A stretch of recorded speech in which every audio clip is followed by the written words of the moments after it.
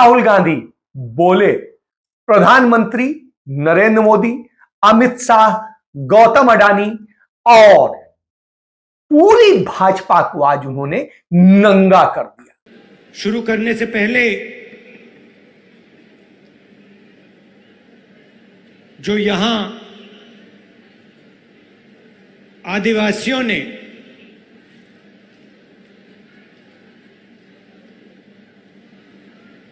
अंग्रेजों की लड़ाई में हिंदुस्तान को बनाने के लिए जो काम किया, जो कुर्बानी दी, उसके लिए मैं आप सबको दिल से, आदिवासी समाज को दिल से धन्यवाद करता हूं। आज आदिवासी दिवस भी है और इसके लिए मैं आपको बधाई देता हूं।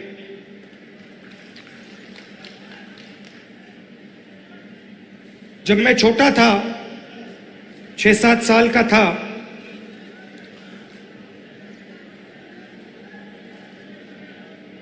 तो मेरी दादी इंदिरा जी ने मुझे एक किताब दी थी। किताब का नाम तेंदू एक आदिवासी बच्चा, यह नाम था। और वो एक आदिवासी बच्चे की जिंदगी के बारे में किताब थी। वो जंगल में कैसे जीता था,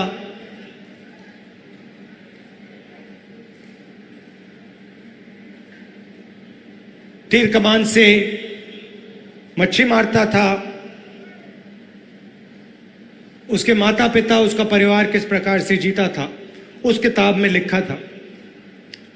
और वो किताब मुझे सबसे अच्छी लगती थी और मैं दादी के साथ वो किताब पढ़ता था। दादी पेज घुमाती थी और फिर मैं उनसे सवाल पूछता था और वो मुझे जवाब देती थी। शायद 45 साल पुरानी बात बता रहा हूं। और मैंने उनसे एक दिन पूछा कि दादी, ये आदिवासी शब्द जो है, इसका मतलब क्या है? और जैसे आप जानते हो, वो आदिवासियों से बहुत प्यार करती थी, मोहब्बत करती थी।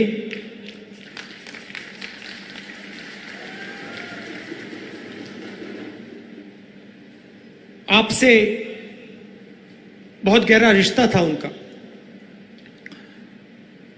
तो मैंने ये सवाल पूछा, छोटा सा था मैंने पूछा, ये आदिवासी शब्द क्या होता है? और मुझे आज तक याद है इंदिरा गांधी जी ने क्या कहा था और मैं आज आपको बताना चाह रहा हूं। उन्होंने कहा कि ये हिंदुस्तान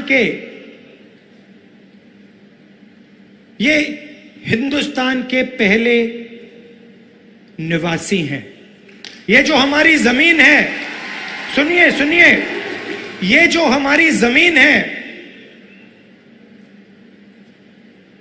जिसको आज हम भारत कहते हैं, ये जमीन इन आदिवासियों की जमीन थी। और फिर उन्होंने कहा, जो आज का मॉडर्न समाज है, उसको आदिवासियों से जिंदगी जीना समझना चाहिए। ये उनके शब्द हैं।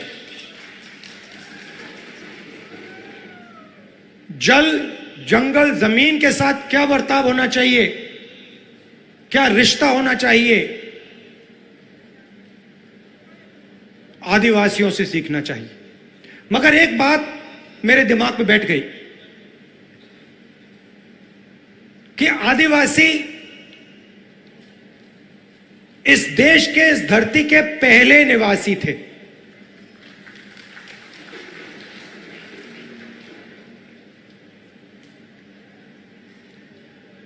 उन्होंने यह भी कहा कि सालों पहले आदिवासी पूरे हिंदुस्तान में रहते थे और आस्ते आस्ते आस्ते आस्ते उनको धकेला गया।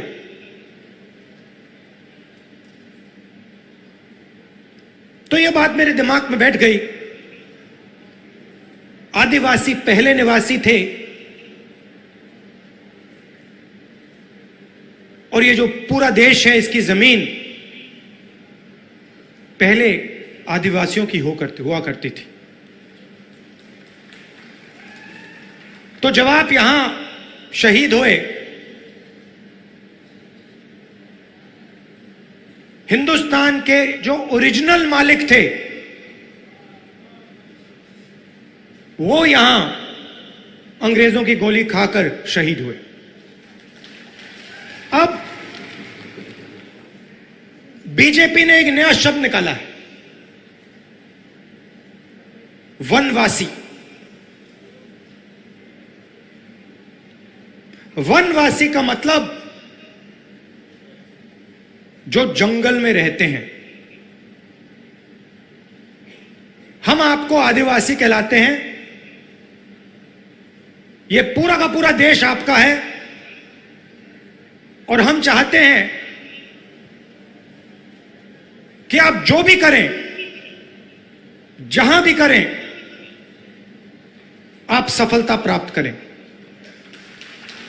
चाहे आपके बच्चे कॉलेज में जाना चाहें, यूनिवर्सिटी में जाना चाहें, हवाई जहाज उड़ाना चाहें, कंप्यूटर चलाना चाहें, बिजनेस करना चाहें, इंडस्ट्री को चलाना चाहें, हम चाहते हैं कि आपको मौका मिलना चाहिए। जो भी आप करना चाहते हैं, जो भी आप अपने बच्चों के लिए सपना देखना चाहते हैं, वो आपका सपना पूरा होना चाहिए। अब वो क्या कहते हैं?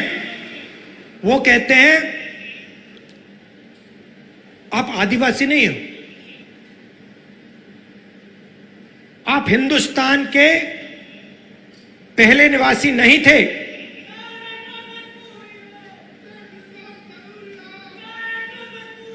वो कहते हैं कि आप आदिवासी नहीं हो, आप वनवासी हो। मतलब आप इस देश के ओरिजिनल मालिक नहीं हो, आप तो जंगल में रहते हो। यह आपका अपमान है, यह भारत माता का अपमान है। सिर्फ आदिवासियों का नहीं, पूरे देश का अपमान है। आप वनवासी नहीं हो, आप आदिवासी हो। यह पहले आपकी जमीन थी। बीजेपी चाहती है, आरएसएस चाहती है कि आप जंगल में रहो, जंगल के बाहर ना निकलो। आपके बच्चे इंजीनियर ना बने, डॉक्टर ना बने, लॉयर ना बने, बिजनेस ना चलाएं, हवाई जहाज ना उड़ाएं, प्रोफेसर ना बने। वो आप पे वनवासी का ठप्पा डालना चाहते हैं। मतलब आप जंगल में रहते हो, आप दूसरे लोगों से कम हो। हम इस बात को मानने के लिए तैयार नहीं है। हम इस बात को कभी नहीं मान सकते। आप इस देश के मालिक हो, यह जमीन आपकी जमीन है और इस देश में आपको हक मिलना चाहिए। अच्छा, फिर आपसे कहते हैं आप वनवासी हो और फिर आप ही के जंगल को आप ही के हाथों से छीनकर अदानी जी को पकड़ा देते हैं। वनवासी आपको कहते हैं, मगर जब हमने आपको जंगल का, जमीन का, जल का हक दिया, पैसा कानून दिया, आदिवासी बिल दिया, तो बीजेपी ने, आरएसएस ने क्या किया? वो जो औजार हमने आपको दिए थे, उन्होंने एक के बाद एक रद्द कर दिए। वो चाहते हैं कि आप जंगल में रहो, और फिर आस्ते आस्ते आस्ते आस्ते जंगल को वो काटते जाते हैं। आस्ते आस्ते जो आपके हक हैं उनको वो छीनते जाते हैं। आपकी जमीन जो है उसको छीनते जाते हैं। वो अंत में चाहते हैं कि वो आपको वनवासी कहें और हिंदुस्तान में जंगल ही गायब हो जाए, तो आप कहीं के नहीं रहो।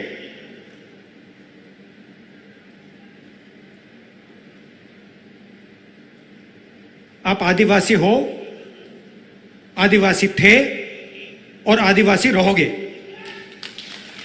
और इस बात को कोई बदल नहीं सकता। इतिहास को कोई बदल नहीं सकता। हिस्ट्री की किताब में कोई कुछ लिख ले, सच्चाई यह है कि यह जमीन पहले आदिवासियों की थी और आदिवासियों को इस देश में हक मिलना चाहिए। कोई भी सपना देखने का हक मिलना चाहिए। आज मैंने पार्लियामेंट में भाषण दिया और अपने भाषण में मैंने कहा कि हिंदुस्तान एक आवाज है, हर नागरिक की आवाज है, आदिवासियों की आवाज है, पिछड़ों की आवाज है, दलितों की आवाज है, अल्पसंख्यकों की आवाज है, जनरल कम्युनिटी की आवाज है, महिलाओं की आवाज है।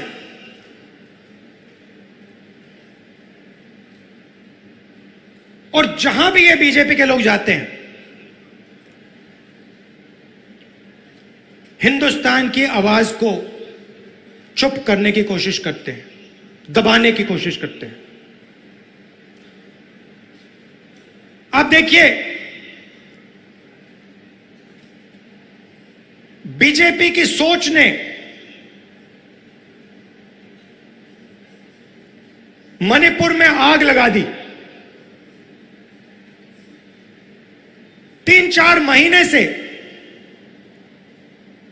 मणिपुर में आग जल रही है, लोग मारे जा रहे हैं, बच्चे मारे जा रहे हैं, महिलाओं का बलात्कार हो रहा है। मैंने पार्लियामेंट में बोला, मणिपुर में भारत माता की हत्या हुई है।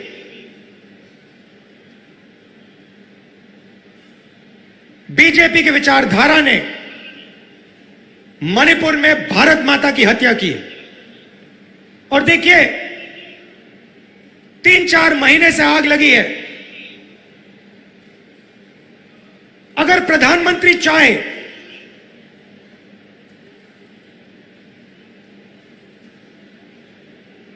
दो 3 दिन में उस आग को बुझा सकते हैं। अगर प्रधानमंत्री ने हिंदुस्तान की सेना को कहा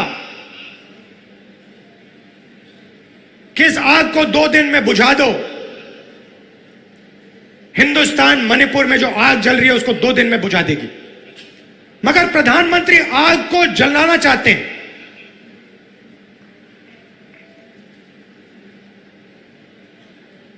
उन्होंने तो बांटा है मणिपुर को। और देखिए, 3 महीने हो गए,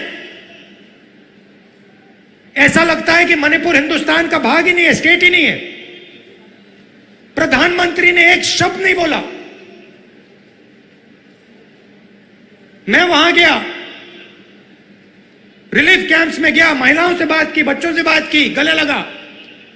विपक्ष के मेंबर ऑफ पार्लियामेंट गए, मगर प्रधानमंत्री नहीं गए। एक शब्द आज तक नहीं बोला। जहां भी ये जाते हैं, किसी ना किसी को लड़ा देते हैं। आदिवासियों को कहेंगे तुम्हारी जमीन नहीं है, नफरत फैलाएंगे, हिंसा फैलाएंगे, बाकी लोगों के बारे में गलत शब्द प्रयोग करेंगे। इससे देश को फायदा नहीं होता। राजस्थान में देखिए, हमारी सरकार ने क्या क्या किया।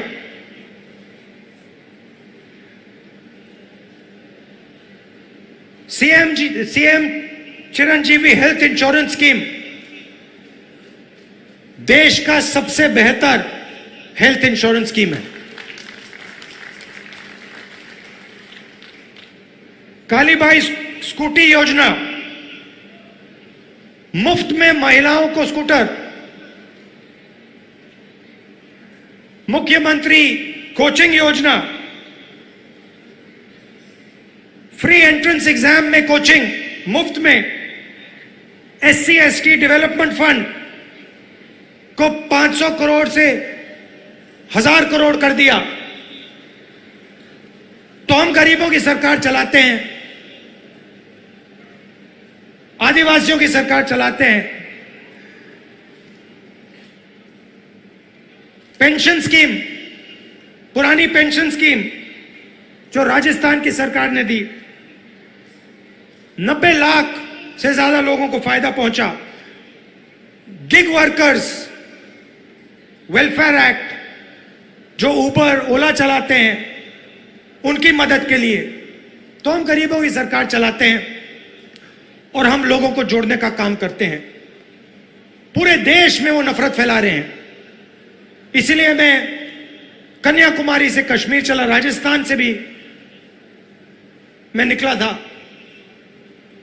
भारत जोड़ो यात्रा हमने की, पूरे देश को जोड़ने का काम किया और एक नारा दिया था, नफरत के बाजार में हम मोहब्बत की दुकान खोलते हैं। और यही हमारा काम है। आदिवासियों भाइयों और बहनों, मैं आपको यह कहना चाहता हूं, मैं आपका सिपाही हूं, दिल्ली में रहता हूं, मगर जब भी आप चाहो मुझे आप राजस्थान बुला लो, अपने घरों में बुला लो, और जो भी आप चाहते हो आप मुझसे पूछो, हमारी सरकार से पूछो, और हम दिल से आपकी पूरी मदद करेंगे। हम चाहते हैं कि जो आपका हक है आपको मिले, जो आपके सपने हैं वो पूरे हों, आपके बच्चे यूनिवर्सिटी, कॉलेज और जिंदगी में तेजी से आगे बढ़े। आपने जो इस देश के लिए कुर्बानी दी, जो आपने खून दिया, उसको हम कभी नहीं भूल सकते। बहुत बहुत धन्यवाद। जय हिंद।